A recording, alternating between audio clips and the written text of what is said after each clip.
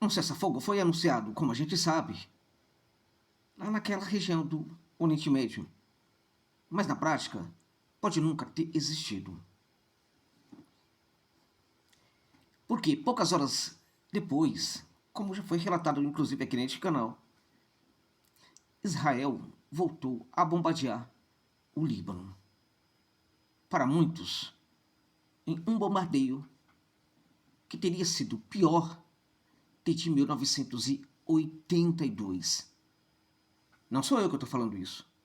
É o Haaretz, jornal israelense. E o mais impressionante, com o silêncio e talvez com o aval de Washington.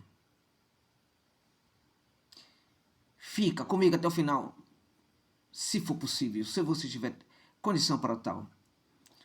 Porque isto aqui não se trata apenas da quebra de um acordo. É bem mais que isso. É uma disputa silenciosa do poder dentro da própria coalizão ocidental. Este é o ponto.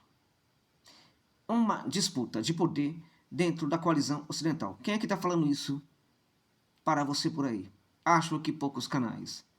Esta é uma das razões por que você precisa ficar comigo neste vídeo, caso tenha condição para tal. Um outro detalhe sobre essa questão do cessar-fogo. Eu pergunto para você. Quem estava em guerra contra o Irã? Eram os Estados Unidos. Era o Estado de Israel. Era, portanto, a coalizão ocidental, composta, no mínimo, por dois atores que estavam jogando, lançando, vetores o tempo inteiro em Israel, no Irã. Então, o cessar-fogo, como ele pode ser feito apenas com uma parte daqueles que estão na coalizão ocidental? Todo mundo sabe, em qualquer lugar do mundo, que o acordo era para todas as partes envolvidas no conflito. Tudo o que é criado a partir daí é mentira. Vamos lá, fica comigo, portanto, até o final. Antes disso, chama a atenção aqui para o patrocinador aqui do canal, a Zero Markets Brasil. Porque é relevante que eu fale da Zero Markets Brasil. Por quê, gente? Porque se trata de educação financeira. Se trata de onde você pode colocar o seu dinheirinho, aquele dinheirinho suado, aquele que sobra. Ou para você que tem uma condição melhor também. No contexto como o que estamos a viver neste momento, importa ainda mais termos uma iluminação quanto à educação financeira, quanto a como podemos e devemos fazer o investimento do nosso dinheiro. Onde que nós encontramos isso? Na Zero Market Brasil. Então eu vou deixar para você aqui as redes sociais da Zero Markets, para você chegar até lá. Lá com o coração aberto, que tem para mim que você vai ficar realmente muito contente com todas as informações, com o tratamento e com aquilo que a Zero Markets Brasil tem para oferecer para você em termos de educação financeira. Importa também que você considere o seguinte: a Zero Markets Brasil te possibilita ter uma condição de também ajudar os seus filhos, os nossos filhos, a terem uma educação financeira. Então chegue lá nas redes Zero Markets. Os links estão aqui no comentário fixado e também na descrição desse vídeo. Dá essa força lá, tá bom? No mais, aqueles que puderem, deixa o like aí no vídeo. Aqueles que puderem e tiverem a condição, deixa um pix para dar uma força aqui para o trabalho. Olha só. Outra questão aqui. Clube de membros. Temos uma novidade agora, uma outra novidade para os membros. Se torne membro do canal. São muitas coisas aí que podem acontecer. Os membros do canal terão uma novidade neste vídeo já. Eles poderão assisti-lo sem propaganda. Estou criando uma versão para os membros do canal em que não haverá propaganda. Muito bom, né? Então se torne membro para você ter essa e outras vantagens. Muito obrigado por tudo. Bora lá, porque a situação aqui é muito tensa. O ponto de partida é muito simples, porém explosivo. Um cessar-fogo foi acordado com participação dos Estados Unidos e aceitação, ao menos, este é o ponto formal, de Israel. E aqui está o detalhe bem decisivo. Para o Irã, o cessar-fogo incluía o Líbano. Para Israel, não incluía. De novo, eu volto ao começo desse vídeo. O cessar de hostilidades precisava ser feito entre o Irã e todos aqueles que cometiam essas hostilidades. Todos aqueles que bombardeavam o Irã. Como, assim, essa história de que o Irã vai conseguir estabelecer um cessar-fogo apenas com uma parte? Não tem cabimento. Não pode. O Líbano também estava incluído. Estava incluído no confronto, evidentemente, porque ele estava sendo atacado à luz do conflito maior. Então, aqueles que estavam atacando o Irã, evidentemente, entraram no cessar-fogo. Aqueles que estavam sendo atacados pelos inimigos do Irã e que estavam sendo atacados em virtude de que havia guerra maior, também precisavam ser incluídos no acordo. Só que poucas horas depois, Israel intensificou os ataques ao território libanês, como vocês sabem. Narrativas começam a surgir dizendo que o Líbano não fazia parte do acordo, e Washington começa a ajustar a sua posição. Isso muda todo o jogo. E muda imediatamente, completamente. E aqui emerge uma contradição. A mais importante, por certo, de toda essa crise. Os Estados Unidos anunciam o cessar-fogo, mas não conseguem ou não querem impor esse cessar-fogo a Israel. E, claramente, isso levanta uma pergunta inevitável, muitos de nós já estamos a fazer. Quem está conduzindo a estratégia? Washington ou Tel Aviv? Porque na prática o que estamos vendo é um acordo mediado pelos Estados Unidos que Israel redefine na etapa de execução. E que os Estados Unidos acabam ajustando depois. E isso não é apenas desalinhamento, é um sinal também de fragilidade estratégica. Brutal. Por que não estão falando disso? Isso é muito sério. Um acordo mediado pelos Estados Unidos que Israel redefine na etapa de execução, concordou, aceitou cessar-fogo, vamos executar, vamos. Aí ele muda tudo. E o que os Estados Unidos acabam fazendo? Se ajustam depois às condições impostas por Israel. Concordando ou não, esse é o ponto. E claramente que isso aí não é um desalinhamento, é, além disso, muito mais que isso, um sinal de fragilidade estratégica. Israel está o tempo inteiro descortinando os limites dos Estados Unidos no campo da geopolítica. Entramos num ponto ainda mais sensível. A posição do Donald Trump. Trump precisa de duas coisas ao mesmo tempo.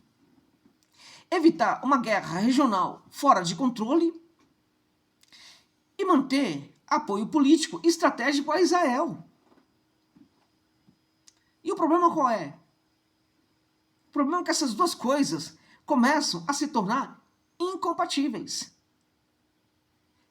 Se ele pressiona Israel, ele perde apoio interno e cria fricção com Benjamin Netanyahu, a quem ele chama carinhosamente de Bibi. Se ele não pressiona, ele perde credibilidade internacional e compromete qualquer acordo. Um detalhe que pouca gente também costuma comentar é que essa perda de credibilidade internacional, este segundo ponto, que também leva ao comprometimento de qualquer acordo, também atua como o primeiro ponto para ele perder, pouco a pouco, apoio interno. Porque os norte-americanos estão reagindo também à inaceitação das atitudes do Trump fora dos Estados Unidos. Os norte-americanos estão vendo que até os europeus aliados tradicionais não estão muito contentes com seu líder. E eles percebem que os europeus e outros, pelo mundo afora, não estão necessariamente errados. E é exatamente aqui que a situação se torna ainda mais complexa.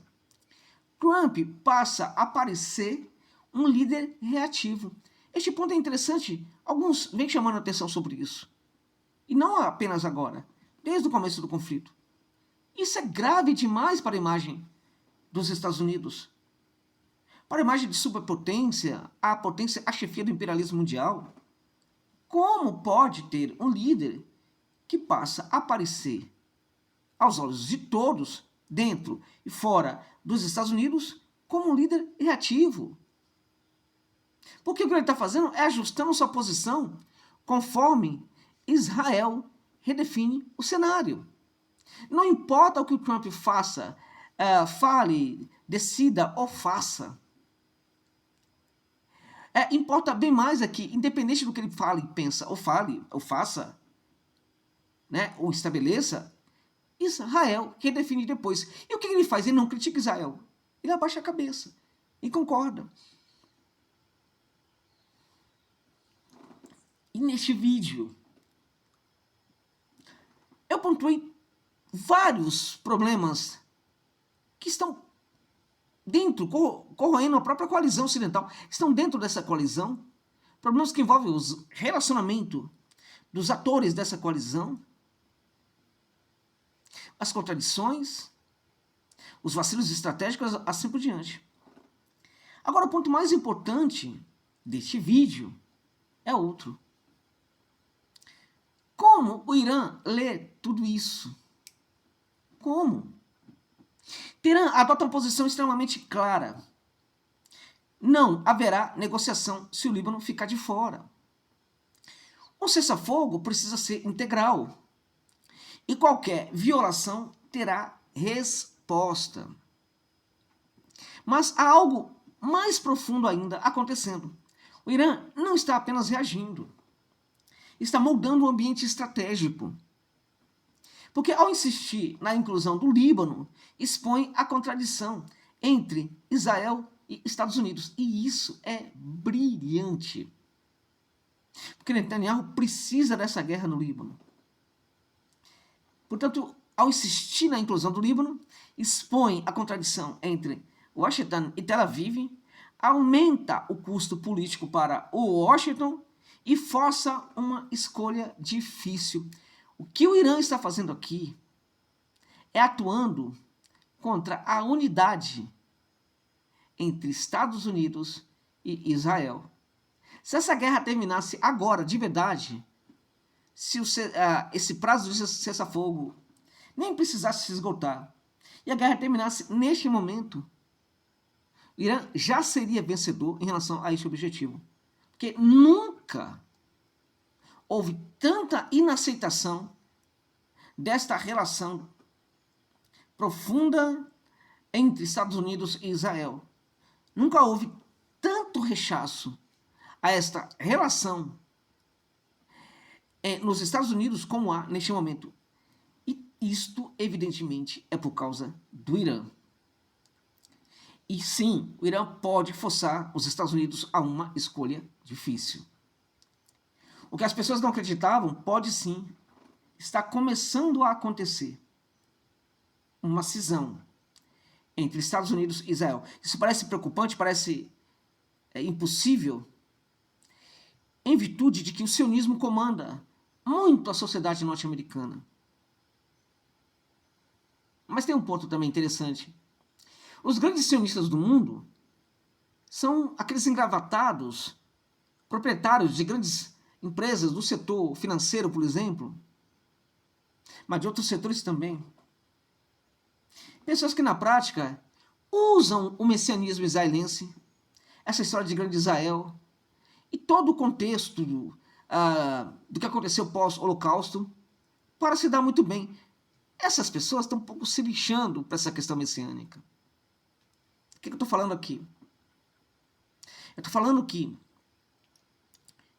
também pode haver essa cisão entre Israel e Estados Unidos, também porque os sionistas que apoiam Israel podem entender, num certo momento, que este apoio está demais, está excessivo e que está na hora de acabar. Que eles também usam Israel. Israel é também uma ferramenta. Israel é uma ferramenta do Ocidente naquela região da Ásia Ocidental. Mas Israel também é uma ferramenta do próprio sionismo mundial. Bem, ou os Estados Unidos impõem limites a Israel, é o que o Irã está fazendo, ou perdem completamente a credibilidade como mediadores. E ser capaz de mediar também é um traço do imperialismo norte-americano, neste caso aí, né? E aqui chegamos a um ponto mais sofisticado. O que parece um conflito externo também é uma crise interna. Israel busca liberdade total de ação. Os Estados Unidos tentam controlar a escalada. E o Irã explora essa fissura com precisão. Isso gera algo raro na geopolítica. Uma potência global sendo condicionada por um aliado regional. E mais, dentro dos próprios Estados Unidos, começam a surgir questionamentos sobre o custo desse alinhamento automático a Israel, que é o que eu tenho falado aqui desde o começo desse vídeo. O que estamos vendo não é, portanto, apenas uma crise diplomática, é uma disputa por controle estratégico. Israel testa os limites, os Estados Unidos tentam manter o controle e o Irã redefine as regras do jogo. E talvez o ponto mais importante de tudo, pela primeira vez em muito tempo, o centro de gravidade da crise não está apenas no campo militar, mas na capacidade de impor decisões. Então eu pergunto para vocês, quem realmente controla essa guerra? Quem? Enfim, se você quer continuar com essas reflexões, já espera por outros movimentos, outros vídeos para nós continuarmos com ela, se inscreva no canal. Caso esteja a ver aqui vídeos numa boa quantidade, se inscreva no canal. Se está inscrito, se torne membro do canal, se puder. E assim por diante. Muito obrigado por tudo. Até a próxima.